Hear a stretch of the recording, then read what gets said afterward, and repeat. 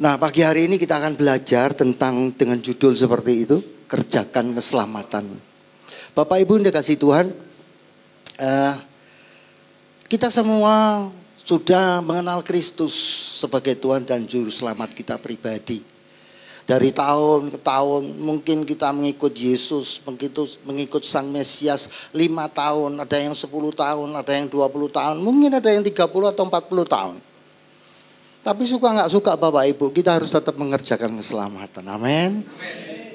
Dengan taat dan setia. Dan ini tidak mudah Bapak Ibu. Dan saya sangat bersyukur sekali ketika pujian penyembahan tadi itu membawa dupa yang harum di hadapan Tuhan. Itu semua permasalahan yang Bapak Ibu ada di bawah alam sadar Bapak Ibu. Saya melihat banyak semua terangkat. Dan itu semua ada kaitannya dengan firman Tuhan nanti. Karena firman Tuhan ini kita ambil di Filipi. Jadi tulisan dari Rasul Paulus kepada jemaat di Filipi. Itu nanti saya bandingkan dengan zaman Nuh. Ya, waduh kok jauh ya. Kemudian juga saya bandingkan juga dengan Tuhan Yesus. Jadi semua sama kejadiannya Bapak Ibu. Jadi kalau sekarang ini di zaman Filipi itu kurang lebih hampir 2000 tahun lalu. Karena Filipi itu kurang lebih abad 1. Jadi tahun 100. Jadi kalau ditarik mundur lagi sekian ribu tahun yang lalu itu ada kejadian yang sama seperti ini Bapak Ibu. Bahkan sampai hari ini pun saya berdiri di tempat ini untuk menyampaikan kerjakan keselamatan. Itu dengan takut akan Tuhan. Enggak bisa main-main Bapak Ibu. Baik, gak lama-lama kita akan mulai di ayat pertama, slide pertama.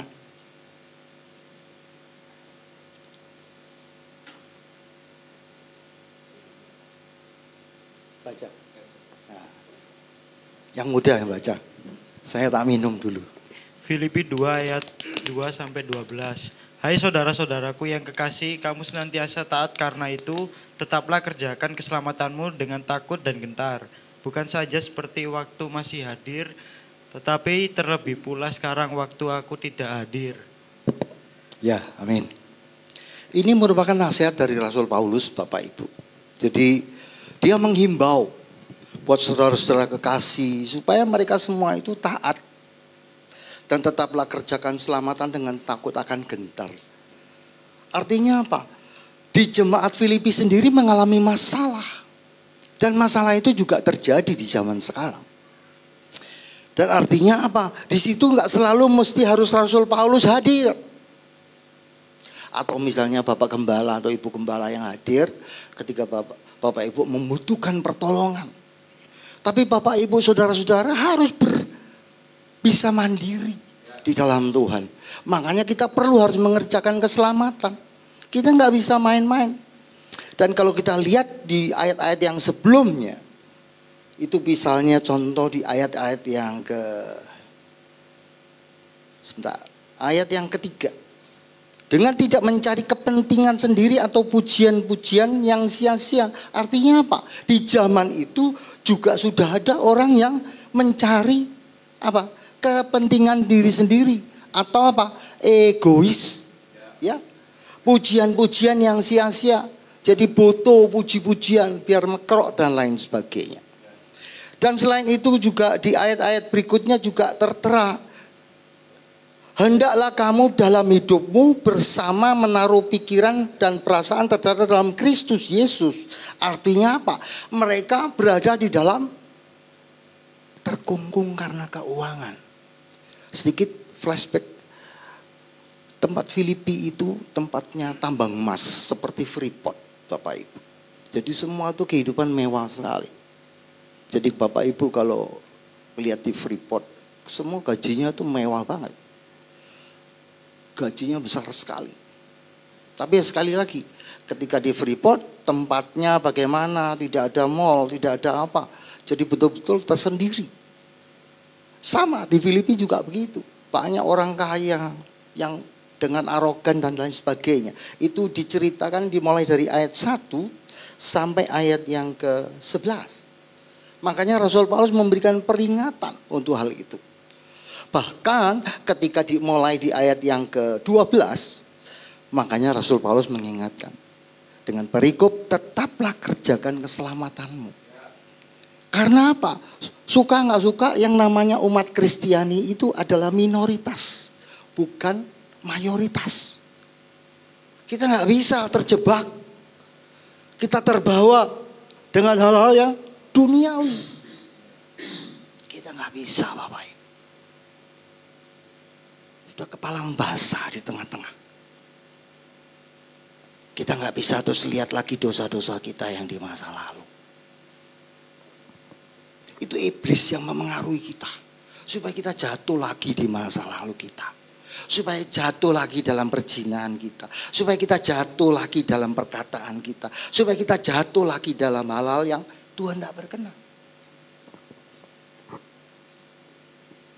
Tapi berat, Pak.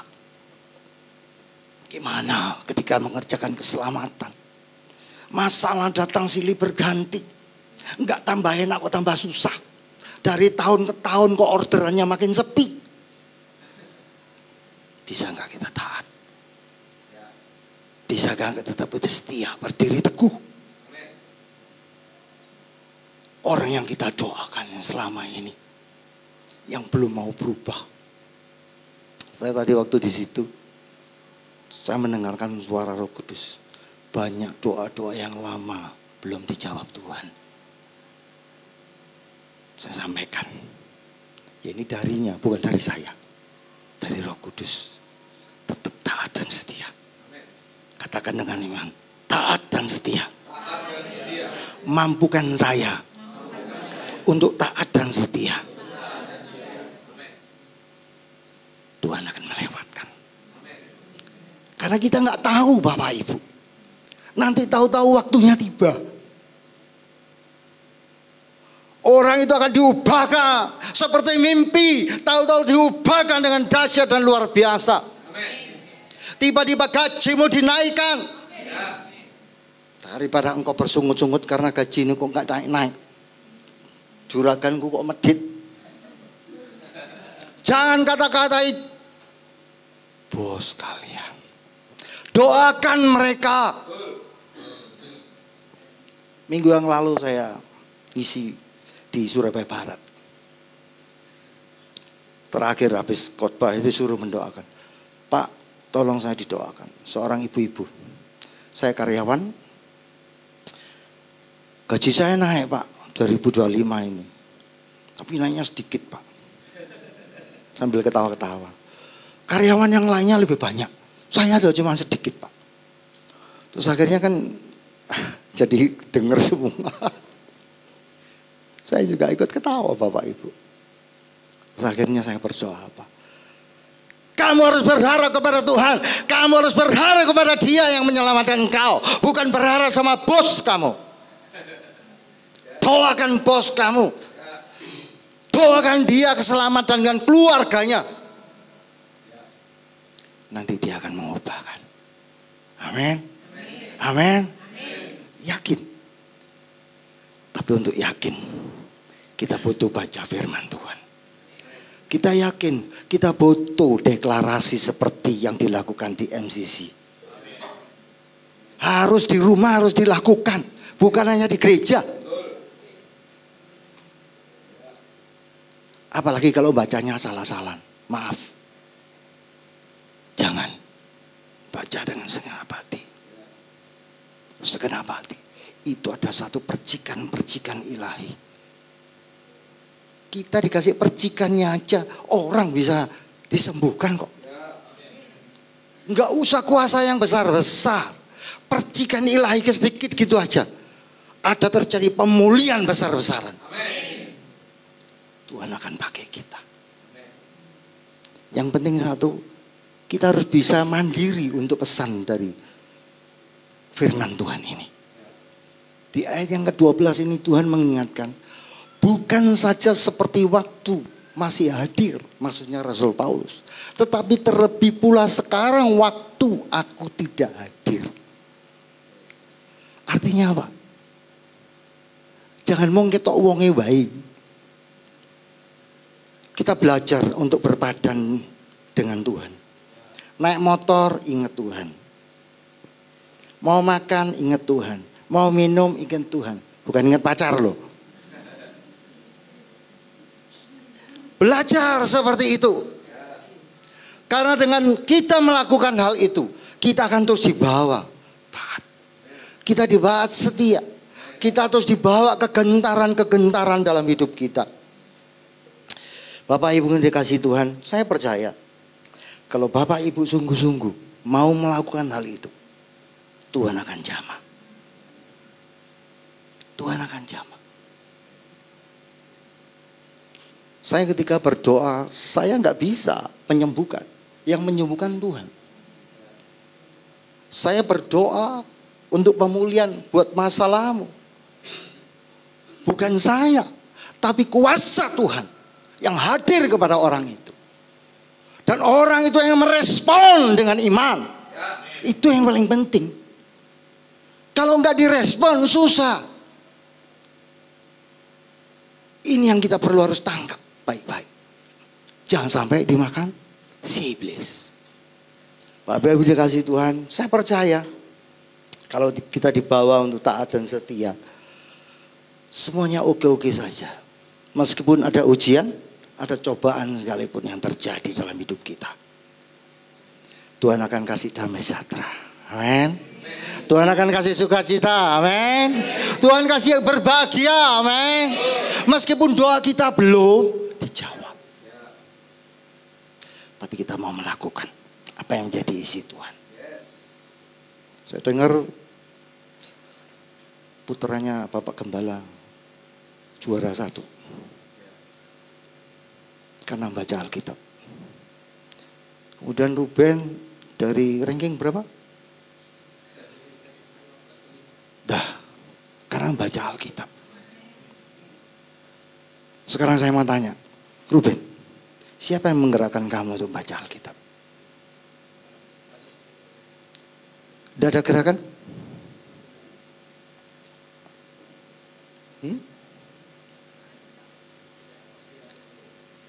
Siapa itu? Tidak berdoa. Artinya Tuhan menjawab. Itu kuncinya. Ayo kita praktekkan. Bukan saja yang sekolah, yang bekerja pun praktekkan ini.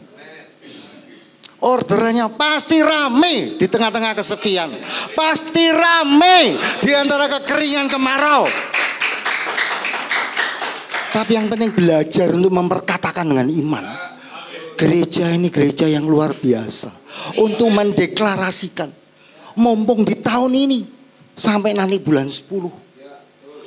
Deklarasikan. Biar hari ini toko saya sepi. Tidak apa-apa. Tuhan sudah memberkati saya. Besok Tuhan pasti memberkati saya. Yang penting saya ada damai sejahtera. Karyawan saya penuh sukacita. Tidak saya omeli. Semuanya senang.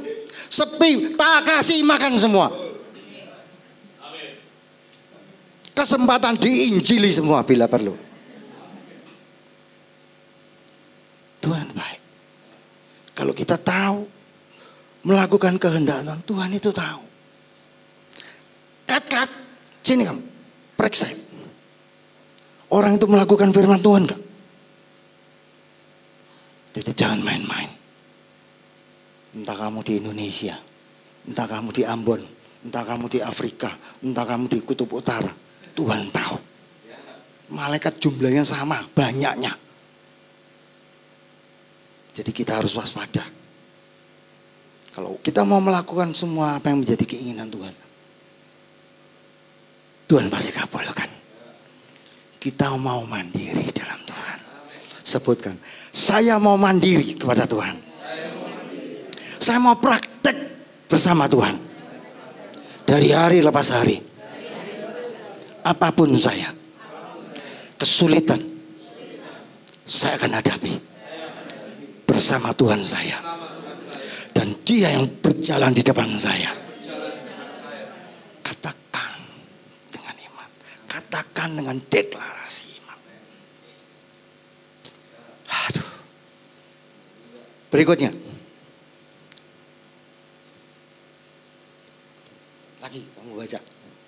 13. Filipi 2 ayat 13. Karena Allah lah yang mengerjakan di dalam kamu baik kemauan maupun pekerjaan menurut kerelaannya. Stop. Makanya kenapa tadi saya tanya sama Ruben, siapa yang menggerakkan? Itu Roh Kudus, Ruben. Jadi nggak ada kalau bilang gitu, oh papa saya, oh mama saya. Itu Roh Kudus yang menggerakkan mama kemudian menggerakkan sang anak. Roh Kudus menggerakkan sang papa menggerakkan kepada sang anak. Rutenya seperti itu. Tetap ujung-ujungnya Roh Kudus. Tidak ada yang lain. Itu firman Tuhan nyata. Dan semua dilakukan dengan rela. Meskipun kita ini jatuh bangun dalam ujian dan cobaan. Ngomel, bersungut-sungut.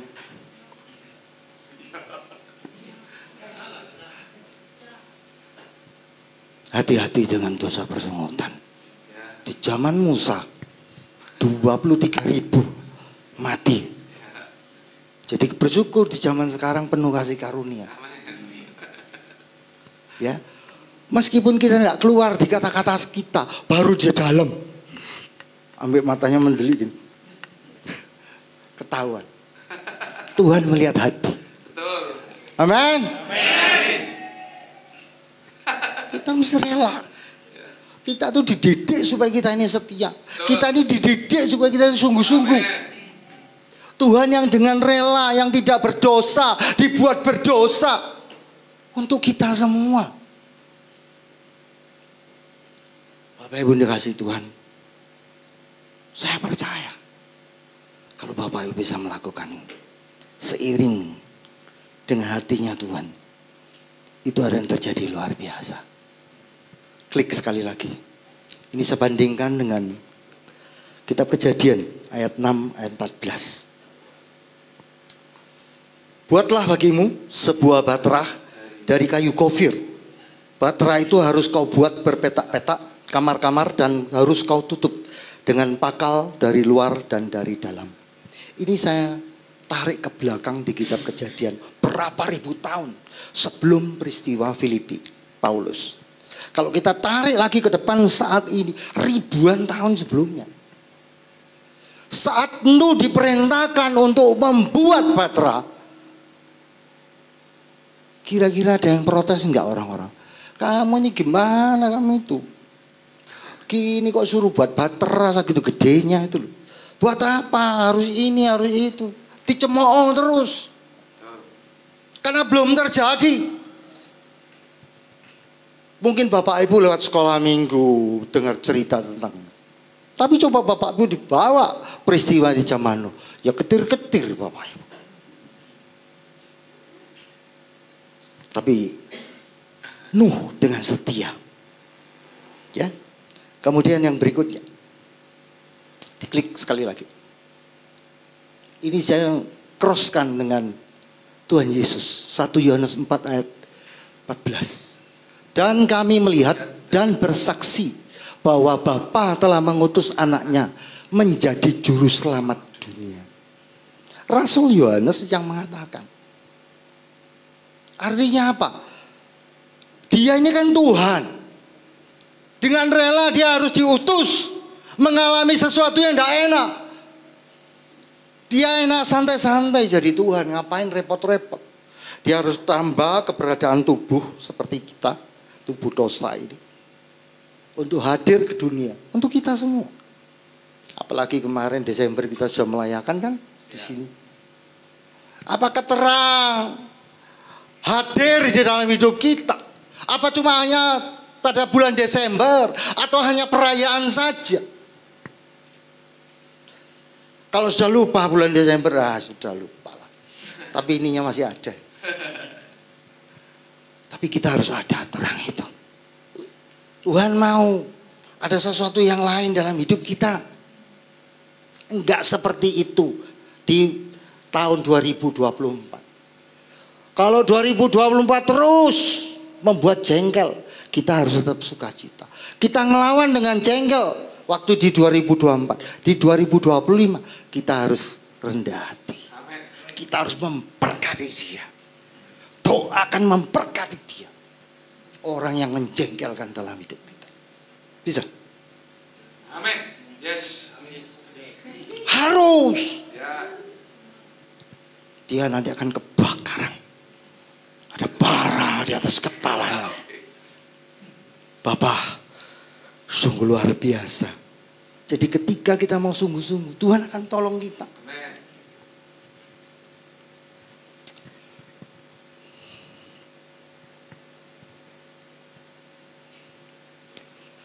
Dan ketika Nuh diberikan instruksi seperti itu, kira-kira orang lain tahu nggak? Kalau saya kembali lagi ke Nuh, orang lain nggak tahu. Mungkin keluarganya juga awalnya juga protes. Buat apa sih? Makanya ingat tadi di ayat yang 12, taat dan setia, gentar. Jadi bahwa sama ketika Yesus diutus sebagai juru selamat, taat, setia sampai dia mati. Bapak Ibu yang dikasihi Tuhan, saya percaya kalau kita mau sungguh-sungguh, mau dipakai Tuhan, Tuhan pasti tolong kita. Apapun sekarang ini dialami, yang belum terjadi, yang masih diimani. Aduh, kok lama Tuhan? Ini 2024 udah boleh lewat Tuhan. Jangan meragukan kuasanya. Jangan meragukan kemahakuasaannya. Jangan meragukan keperkasaannya. Dia pasti akan mengabulkan doamu. Tepat pada waktunya. Bukan waktu kita. Ini masalahnya. Baik, yang berikutnya. Filipi 2 ayat 14. Tadi sudah disinggung. Gantian kamu yang baca. Filipi 2 ayat 14. Lakukanlah segala sesuatu dengan tidak bersungut-sungut dan berbantah-bantahan. Amin. Makasih. Amin. Ini tegas loh, bukan saya yang nulis. Ini Rasul Paulus kepada jemaat di Filipi. Kadang-kadang memang kalau sudah benar gitu ya, kita sudah melakukan benar nih, terus dituduh salah gitu. Cenderungnya kita kan gitu ya, cenderung kita gitu kan. Tapi kita belajar, enggak lah, biarin aja lah. Ada bahasa Surabaya, mungkin orang Surabaya yang tahu ini. Hanya orang Surabaya tulen yang asli yang tahu bahasa kata Surabaya. Takfur wae.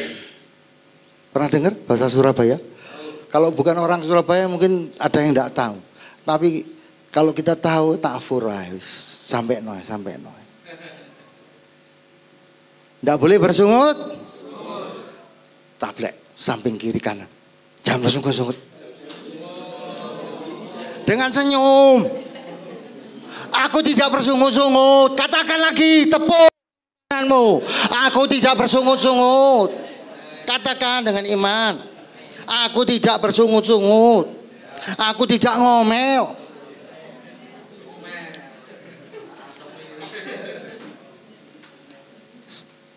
Sekarang bersama-sama. Tuhanku dahsyat. Aku tidak perlu ngomel. Terpujilah namamu Tuhan.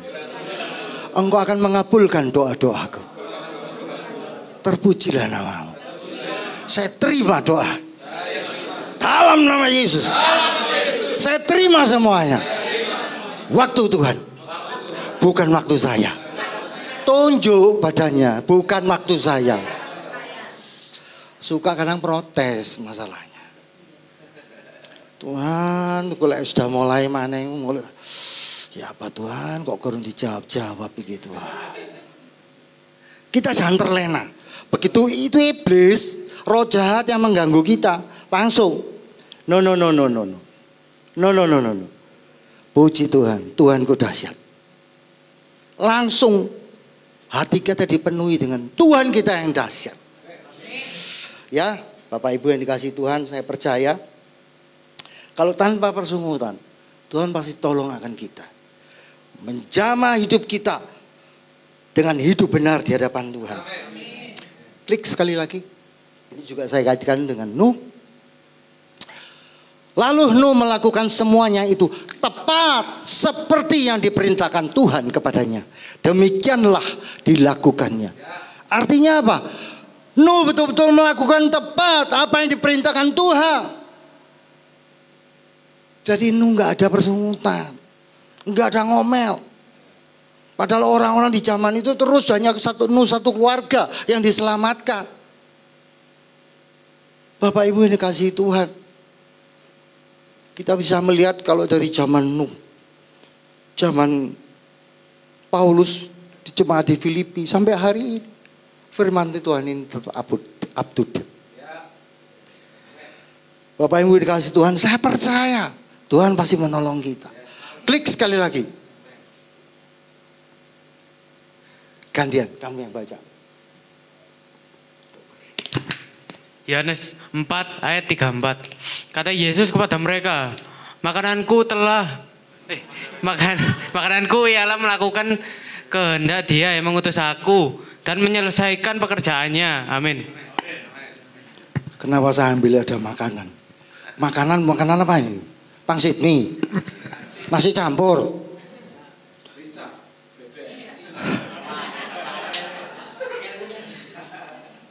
Jam-jam doa kita, jam-jam saat teduh kita, jam-jam membaca firman Tuhan kita, jam-jam kita melakukan pujian dan penyembahan kepada Tuhan. Bukan saja di gereja, di rumah kalian masing-masing, di dalam kehidupan pribadi masing-masing. Tuhan akan membangun karakter ada di dalam diri kalian semua. Tuhan pasti akan membangunkan. Wih, luar biasa. Itu makanan. Yesus Sang Mesias saja bisa ngomong seperti itu.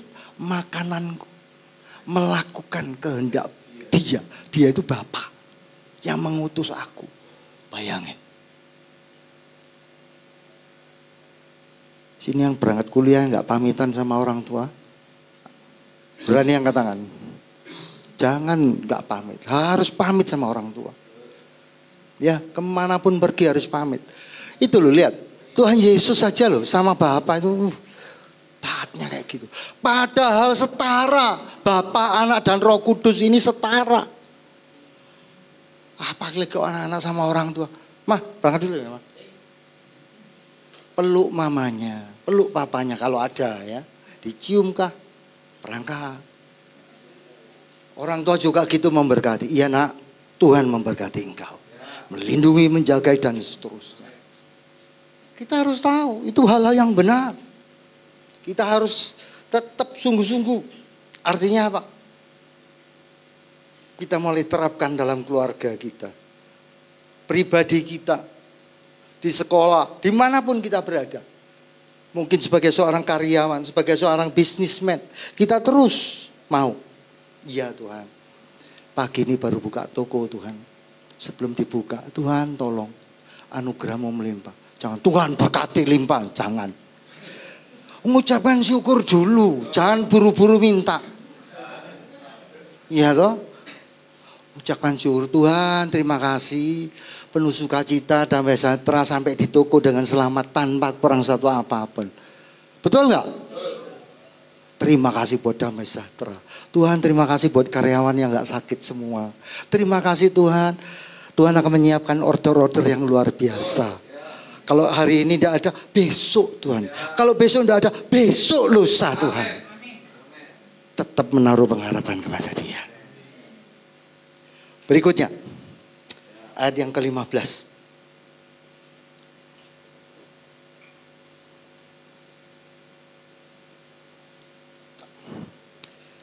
Supaya kamu tidak beraib dan tidak bernoda. Sebagai anak-anak Tuhan yang tidak bercela di tengah-tengah angkatan yang bengkok hatinya dan yang sesat ini. Sehingga kamu bercahaya di antara mereka seperti bintang-bintang di dunia. Kita memang keadaan dalam seperti ini. Kumpulan kita nggak bisa nyaman. Nggak bisa. kita cerita firman Tuhan dengan bebas. Masih ada halangan-halangan. Kita pun sendiri juga harus tahu kapasitas kita, batasan kita sebagai anak-anak Tuhan. Gak bisa terlalu terbuka frontal. Karena ada bahaya hal-hal di mana dunia ini akan memengaruhi iman kita. Kedagingan di dalam diri kita ini akan memengaruhi iman kita. Membuat iman kita jadi distorsi atau merosot. Membuat pola pikir kita jadi down. Membuat kita nggak bersemangat. Membuat kita putus asa. Iblis terus berusaha menekan. Karena waktunya sudah tidak lama lagi. Karena waktunya tidak lama lagi. Dia terus menekan. Tapi kalau yang biasa-biasa nggak baca Alkitab, jarang-jarang saat teduh, dibiarin sama si iblis. Katanya si iblis, diginikin aja sudah jatuh. Tapi kalau yang baca Alkitab, mereka yang sungguh-sungguh, saat teduh dan lain sebagainya, iblis begitu cari celah. Mana ya celahnya ini ya? Oh, egonya yang celah ini rasanya. Oh enggak. Mudah tersinggung. Iblis itu pengalaman ribuan tahun Bapak Ibu. Lukas 4:13. Dia cari waktu yang baik. Waktu yang baik itu apa? Waktu yang dimana kita ada titik lemah di dalam diri kita. Kita mesti harus waspada. Makanya Petrus mengatakan 1 Petrus 5 ayat ke-8. Sadarlah dan berjaga-jaga. Lawanmu seperti singa yang mengaum-ngaum, yang mengelilingi, hendak menelan. Artinya apa? Kita harus waspada. Kita harus sadar dan berjaga-jaga. Enggak bisa santai-santai. Bapak Ibu yang dikasih Tuhan, saya percaya kalau Bapak Ibu sudah sungguh-sungguh di antara teman-teman, di antara kemanapun Bapak Ibu berada, tetap Bapak hidup benar. Bapak Ibu tetap hidup kudus, tetap fokus kepada Tuhan. Meskipun ada di mall, Tuhan akan melindungi Bapak Ibu. Bapak Ibu akan dilindungi dari yang jahat. Ada roh-roh jahat yang memengaruhi. Bapak Ibu tetap terjagai dengan malaikat-malaikat Tuhan. Supaya tidak gampang-gampang belanja yang tidak tepat pada waktunya. Uangnya listrik dibuat belanja. Uangnya air dibuat beli ini, buat jajan. Itu kena si iblis. Supaya apa? Supaya kita ini bercahaya. Seperti di situ dituliskan bintang-bintang di dunia. Kita harus sampai orang lain tahu. Kamu Kristen ya? Baru tahu kalau Roh Kudus sudah bekerja dalam hidup Anda. Perhatikan baik-baik, saya ulangi lagi. Kedua, kalau ada sekali waktu orang yang tidak kenal Anda, tiba-tiba Anda diberitahu, Anda Kristen ya. Dengan hal-hal yang positif misalnya. Itu berarti Roh Kudus sudah bekerja di dalam diri Anda. Karena apa? Ketika Roh Kudus ini bekerja di dalam diri orang itu sudah tidak berdaya. Karena semua kuasa Roh Kudus yang bekerja. Pola pikir, pola keinginan, pola bicara. Bapak Ibu dikasih Tuhan. Untuk menjadi terang dan garam. Tidak melulu harus di depan mimbar. Tidak melulu jadi seorang WL. Singer di belakang. Tapi sebagai seorang pendoa yang tidak kelihatan. Di mana ditutup, di mana berdoa. Tuhan berkati Bapak Gembala saya. Tuhan berkati Tuhan semua jemaat di MCC. Tuhan berkati apa yang dibutuhkan. Tuhan berkati Tuhan. Lindungi dari jang jahat, marapaya, kecelakaan dan sakit penyakit. Hanya Tuhan yang tahu. Tidak ada yang tahu. Itu yang harus kita kerjakan. Tidak pakai modal doa itu. Tinggal masuk kamar ditutup. Kunci menurut Pak Gembala. Kemudian yang berikutnya, klik sekali lagi.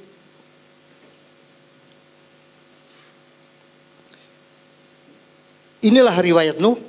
Nuh adalah seorang yang benar dan tidak bercelah di antara orang-orang sezamannya. Dan Nuh itu hidup bergaul dengan Tuhan. Artinya apa? Bayangin, di saat itu, di zaman itu, orang-orang aja tahu. Tadi sudah sempat saya singgung. Orang-orang tahu, gak mungkin melakukan hal-hal yang gak benar. Tuhan tahu memperlengkapi umatnya. Tuhan tahu memperlengkapi setiap anak-anaknya sesuai dengan kapasitas. Enggak bisa si A dengan si B dengan sama. Enggak. Pasti ada satu perbedaan antara A dan B. Kapasitasnya. Nanti dia jadi jatuh dalam dosa. Oh yang ini aja. Ini yang rendah hati. Ini supaya terus bertumbuh misalnya. Jadi Tuhan pencipta alam semesta ini tahu dia berkuasa penuh atas setiap manusia. Dan dia mengerti kehidupan kita. Apa yang menjadi titik kelebihan kita. Sering kita tonjolkan. Itu yang Tuhan izinkan terjadi. Supaya nama Tuhan dipermuliakan. Bukan nama dirinya sendiri yang dipermuliakan. Artinya Nuh tetap taat. Nuh tetap sungguh-sungguh. Tetap hidup benar. Orang lain semua tahu. Bapak Ibu dikasihi Tuhan. Demikian pula kita. Kalau kita mau sungguh-sungguh. Seperti tadi saya sudah bilang. Bapak Ibu sungguh-sungguh dalam Tuhan. Baca firman Tuhan setiap hari. Lakukan firman Tuhan setiap hari. Saat teduh. Dan lakukan firman Tuhan di dalam hidupmu. Menjadi terang dan garam dimanapun berada. Dimulai dari dalam keluarga terlebih dahulu. Kemudian keluarga besar, tetangga, depan, belakang, kiri, kanan. Nanti baru terus melangkah, kita dipakai Tuhan luar biasa. Tuhan akan menuntun seperti itu Bapak Ibu. Kecuali Bapak Ibu gak taat. Bapak Ibu terus dipengaruhi oleh pikiran-pikiran duniawi. Kok iki sik kurang, iki kok sik gorong mari, iki kok sik utang akeh, iki gorong bayar, iku sik gorong, sing didhisikno. Saya pernah melayani Bapak Ibu.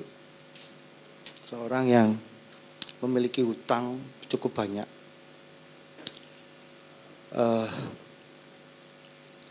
Dia mengeluh, pokoknya intinya mengeluh. Tuhan ini kok pilih kasih.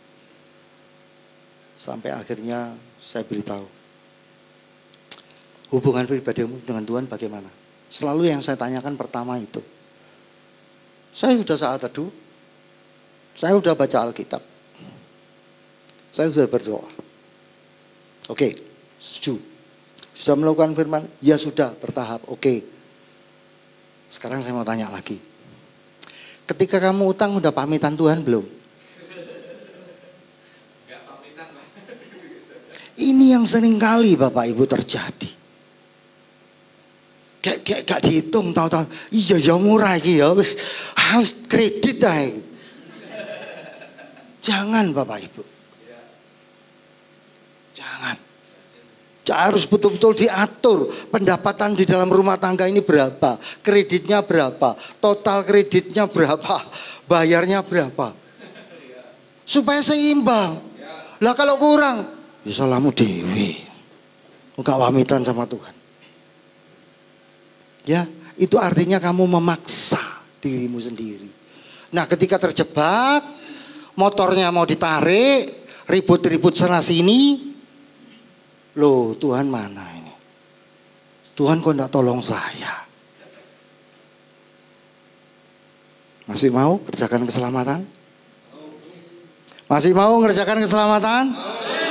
Jadi apa yang dulunya Tuhan tidak berkenan, apa yang salah di masa lalu kita, baik itu karakter, sifat, perilaku kita di masa lalu, jangan diulangi lagi. Jangan diulangi lagi. Jawil sebelahnya, jangan diulangi lagi.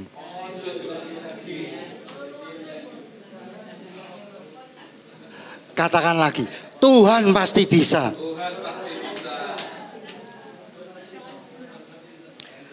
Sekali lagi, Saya pasti bisa. Jadi saya tidak mau mengulangi kesalahan saya. Ingat-ingat. Termasuk bagi yang muda-muda, yang kuliah, yang sekolah. Apa yang menjadi tanggung jawab? Uang jajan jangan dipakai. Gurung-gurung mesti tablet. Sama kok, saya dulu juga gitu. Tapi sekarang udah bertobat. Artinya begini. Setiap orang itu akan mengalami perjalanan. Jadi kita jangan sampai kita terjebak terus kita berhenti. Tapi kita terus lanjut dalam kehidupan kita. Ya, yang berikutnya sekarang. Yang ke-16.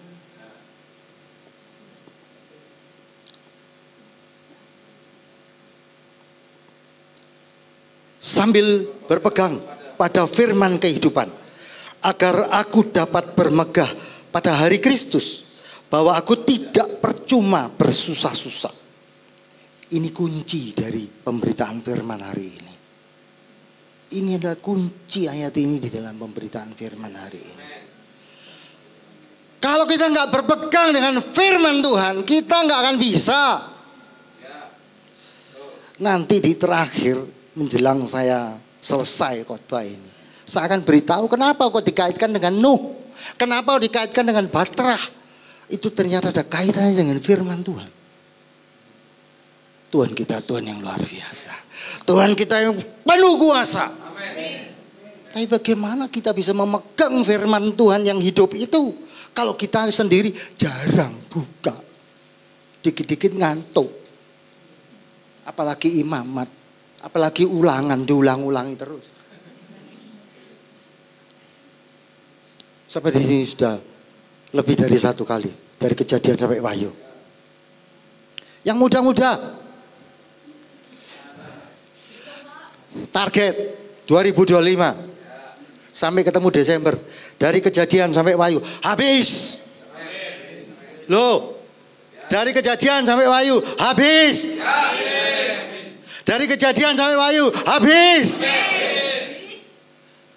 Dari Kejadian sampai Wahyu itu 1189 pasal.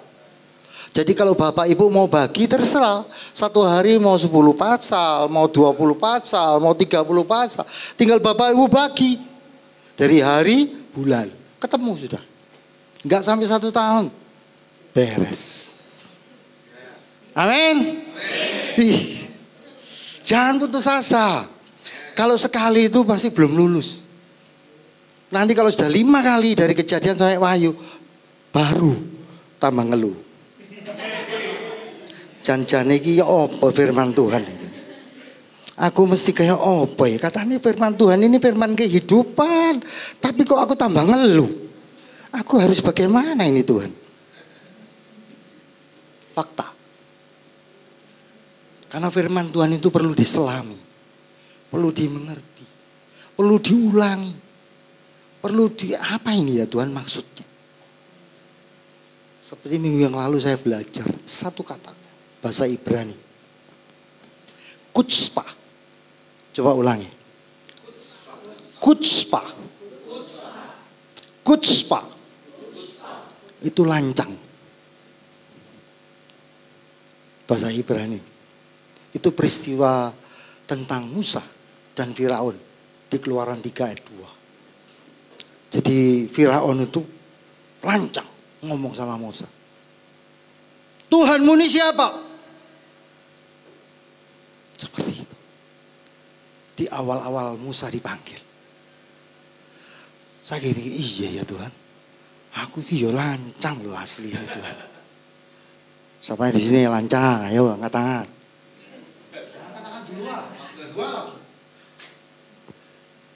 Kadang-kadang belum kehendak Tuhan. Kehendak Tuhan belum. Karena itu waktunya Tuhan.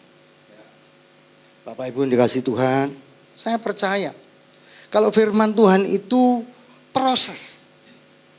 Firman Tuhan itu proses untuk membangun iman orang itu. Untuk meningkatkan volume kehidupan kerohanian di dalam diri orang itu. dalam pengertian orang itu, di dalam pemahaman orang itu, dalam tindak tanduk orang itu, dalam perilaku orang itu, dalam langkah hidup orang itu, termasuk yang dimakan minum pakai. Itu pengaruh. Coba contoh aja yang paling gampang. Makan. Ya, les makan kan seneng tau? Makan. Nggak boleh nambah biar coba. Jangan. Nanti gemuk. Kalau kebanyakan bisa kolesterol. Sikat aja mumpung ono. Ini sepele aja. Ayo. Kita mulai berubah. Karena Tuhan kita Tuhan yang perkasa.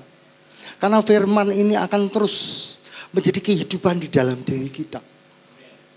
Supaya kita pada saat Yesus Sang Mesias kita datang, atau Yesua datang ke dunia nanti,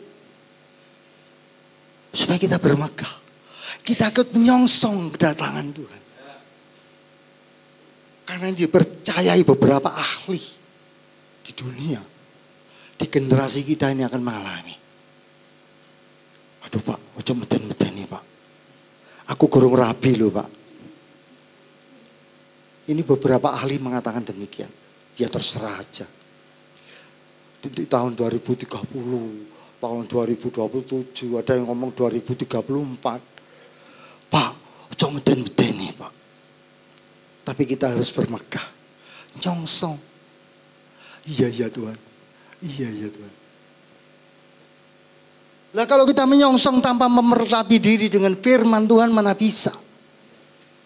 Kita nggak akan peka terhadap suara nafiri. Kita kan nggak peka. Waduh, masih ngantuk, nggak tahan, nggak bisa.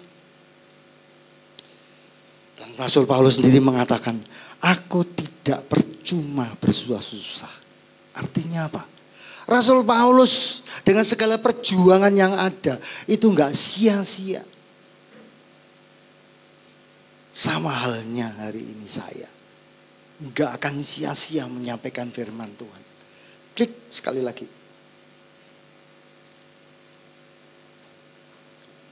Kejadian 6:18. Tetapi dengan aku akan mengadakan perjanjianku dengan engkau, akan masuk ke dalam bahtera itu, engkau bersama-sama dengan. Saya stop sampai di situ. Bapak Ibu, ketika Nuh masuk satu keluarga ke dalam bahtera, tahu airnya sudah datang belum? Binatang suruh masuk semua, yang haram dan tidak haram masuk semua. Terus perjanjian aneh, Pak, piye iki Pak? Kok ngene Pak? Orang-orang kok mencibir kita. Jadi Nuh ketika masuk pun ditutup, orang-orang itu ketawain semua. Bapak Ibu dikasih Tuhan, kita ini yang harus tahu. Kita harus peka. Kita harus ngerti apa yang menjadi kehendak Tuhan. Kalau kita sekali mengikuti Yesus atau Yesua, selama-lamanya kita ikut Dia. Apapun keadaannya, kita megang perjanjian itu. Seperti ini yang pegang. Bapak Ibu dikasih Tuhan, saya percaya kalau di eranya Nuh seperti itu, di eranya Rasul Paulus kepada jemaat Filipi, dan saat ini pun Tuhan bikin perjanjian apa? Di dalam bapak, ibu, saudara, di dalam keluarga, di dalam pribadi. Ada janji-janji Tuhan yang selama ini belum tergenapi, yang belum terkabul. Tuhan akan mengabulkan. Tuhan akan membuktikan bahwa kuasanya dari dahulu, sekarang, bahkan sampai selama-lamanya tidak akan pernah berubah. Caplek lagi, Tuhanku dahsyat. Caplek lagi, Tuhan pasti mengabulkan saya. Capek sekali lagi, ingat lo ya. Ingat lo ya. Tuhanku dahsyat. Katakan di mana-mana, Tuhan pasti tolong akan kita. Berikutnya ayat yang ke-17 dan 18. Tetapi sekalipun darahku dicurahkan pada korban dan ibadah imanmu, Aku bersukacita dan aku bersukacita dengan kamu sekalian. Dan kamu juga harus bersukacita dengan bersukacitalah dengan aku. Artinya apa? Dengan susah payah kita hidup di dunia. Serba kekurangan. Apapun yang kekurangan keuangan, kekurangan apa yang selama ini menjadi hal-hal di dalam hidup kita, terus serba dikurangi, dibatasi ruang batas kita. Seolah-olah kita ini dipenjara, seolah-olah kita ini dikekang. Betul enggak? Kita ini dikekang, kita tidak bisa gerak bebas karena Roh Kudus yang memimpin hidup kita. Karena Roh Kudus terus mengekang. Supaya apa? Kita nggak jatuh dalam dosa. Supaya Roh Kudus terus memimpin hidup kita. Supaya kita mengalami pemulihan. Supaya kita mengalami ikut jalan-jalan Tuhan. Tapi susah mana bisa Pak bersukacita. Harus bisa. Ya, suka nggak suka harus bisa. Klik sekali lagi. Kejadian 8 ayat 20. Lalu Nuh mendirikan mezbah bagi Tuhan dari segala binatang yang tidak haram dan dari segala burung yang tidak haram diambilnyalah beberapa ekor, lalu ia mempersembahkan korban bakaran di atas mezbah itu. Bapak Ibu yang dikasih Tuhan, setelah perjalanan Nuh 150 hari, itu dia pasal yang ke-7, ayat yang terakhir, baru keluar Nuh itu. Itu pun melalui proses. Ada burung lah, oh masih ada belum ini, belum ada tanaman dan lain sebagainya Bapak Ibu. 150 hari. Coba kalau kita tidak keluar rumah 1 bulan. Halo? Tidak apa-apa, dikasih makan, dikasih minum, pokoknya nggak boleh keluar. Bisa nggak? Bisa. Tapi kita harus tahu bahwa Tuhan kita Tuhan luar biasa. Apapun keterbatasan dalam hidup kita, Tuhan pasti akan tolong. Kerjakan keselamatan. Caplet. Kerjakan keselamatan. Slide terakhir. Slide berikutnya. Ini pesan Tuhan buat Bapak Ibu Saudara di tempat ini. Jadi pesan itu selalu bentuknya seperti ini. Jadi saya nggak menerjemahkan di dalam kata-kata. Pertama tentang pola. Pola-pola dalam kehidupan iman kita. Bapak Ibu harus terus menggali. Belajar lebih dalam. Enggak melulu dari firman Tuhan saja. Kalau Bapak Ibu belum menyelesaikan Alkitab ini. Satu bagian misalnya. Bapak Ibu harus rajin. Misalnya hobi baca novel. Ada? Baca Alkitab. Kita mulai belajar membandingkan tafsir-tafsir di dalam firman Tuhan. Download di Android Bapak Ibu. Gratis. Bapak Ibu bisa belajar dari situ. Mulai belajar terus. Supaya terus memperkaya. Supaya kita jadi saluran berkat bagi orang lain. Berkat rohani, berkat jasmani. Yang paling utama harus berkat rohani. Apa yang menjadi contoh teladan di dalam hidup. Tuhan mau bekerja. Dan Bapak Ibu tahu yang warna hijau di sebelumnya keran itu adalah Roh Kudus. Yang memimpin ketika kamu belajar. Ketika masuk semuanya. Ketika keluar Tuhan akan nuntun sedemikian rupa. Sehingga semuanya untuk memuliakan nama Bapa Surgawi. Kemudian ketika itu keluar semua akan jadi terang dan garam. Seperti saya sudah sebutkan. Mulai dari keluarga inti, keluarga besar, sesama, pelayanan dimanapun kita berada. Kemudian yang berikutnya tentang tingkatan. Suka nggak suka Bapak Ibu? Bapak Ibu, saudara-saudari dan juga saya. Masing-masing mempunyai tingkatan seperti segitiga itu. Ketika makin tinggi, kira-kira makin terjal atau tidak enak? Pasti nggak enak. Tekanan akan terus menghimpit. Setingkat demi setingkat akan semakin tidak enak. Kalau kita mau naik ke gunung, itu mau ke puncaknya, itu akan kita tergelincir turun. Sehingga kita tidak bisa untuk naik lagi. Pelan-pelan kita terus naik.